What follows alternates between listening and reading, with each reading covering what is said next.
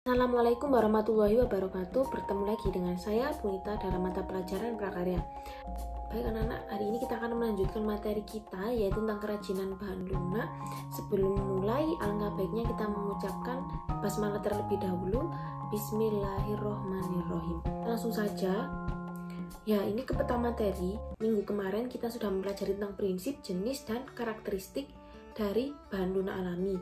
Nah, sekarang kita akan membahas tentang fungsi bahan lunak alami.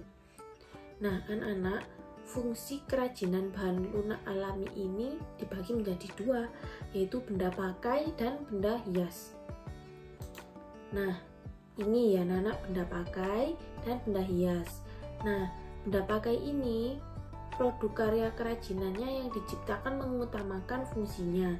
Adapun unsur keindahannya hanyalah sebagai pendukung. Nah, ini contohnya benda pakai, jadi diutamakan untuk dipakai anak-anak. Jadi kalian bisa melihat perbedaannya ini, benda pakai dan benda hias. Nah, kemudian sebagai benda hias meliputi segala bentuk kerajinan yang dibuat dengan tujuan untuk dipajang atau digunakan sebagai hiasan atau elemen estetis. Jenis ini lebih menonjolkan aspek keindahan daripada aspek kegunaan. Sama-sama terbuat dari tanah liat. Tapi yang benda hias ini memiliki lebih banyak hiasan daripada yang ini. Ini mengutamakannya lebih untuk dipakai, bukan untuk dilihat keindahannya, untuk dipajang. Nah, seperti itu. Ini juga bisa dipakai anak-anak, tetapi ini lebih menonjolkan hiasannya, begitu loh ya anak-anak. Nah, lebih jelasnya, ini kan yang tadi benda pakainya.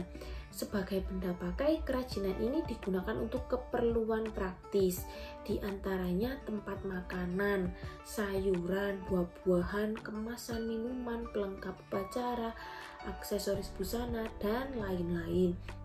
Nah, kemudian sebagai benda pakai, produk karya kerajinan ini harus memiliki nilai ergonomis dan estetis agar pemakai merasa nyaman dan senang. Nah, contoh karyanya ini bisa sandal, tikar, topi, dompet, dan lain sebagainya. Jadi itu benar-benar bisa dipakai ya anak-anak.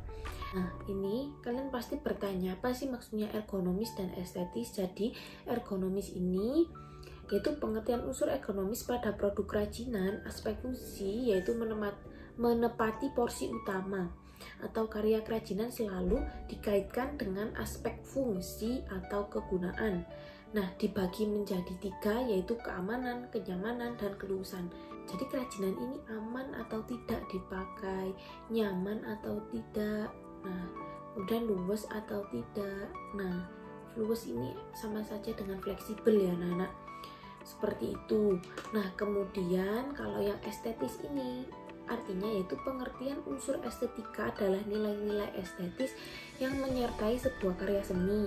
Pengertian unsur estetika sering kita kenal dengan istilah keindahan. Ada 4 prinsip, yaitu kesatuan, keselarasan, keseimbangan, dan kontras. Jadi di benda pakai ini ada 2 hal ya anak-anak, yaitu unsur ergonomisnya ini harus utama, ya ini unsur kegunaannya bisa dipakai. Yang kedua ini yaitu ada unsur keindahannya, jadi seperti itu.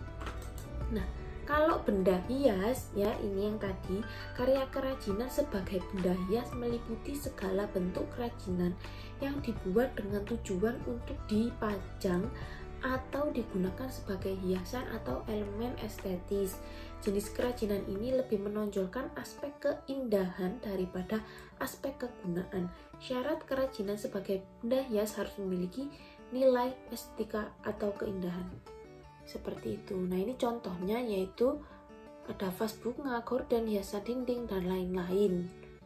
Ya, itu secara umum ini contohnya. Nah, ini kalau yang kerajinan bahan lunak ya seperti ini. Nah, jadi seperti itu anak-anak, kalian pasti sudah bisa membedakan antara benda pakai dan benda hias. Seperti itu.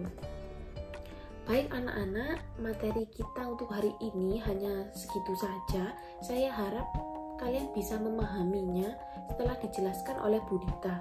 Seperti itu anak-anak, ini ada tugasnya sudah saya share di grup dan e-learning, mohon dikerjakan dengan baik dan tepat waktu. Baik anak-anak, saya akhiri dulu. Alhamdulillahirobbil alamin. Wassalamualaikum warahmatullahi wabarakatuh.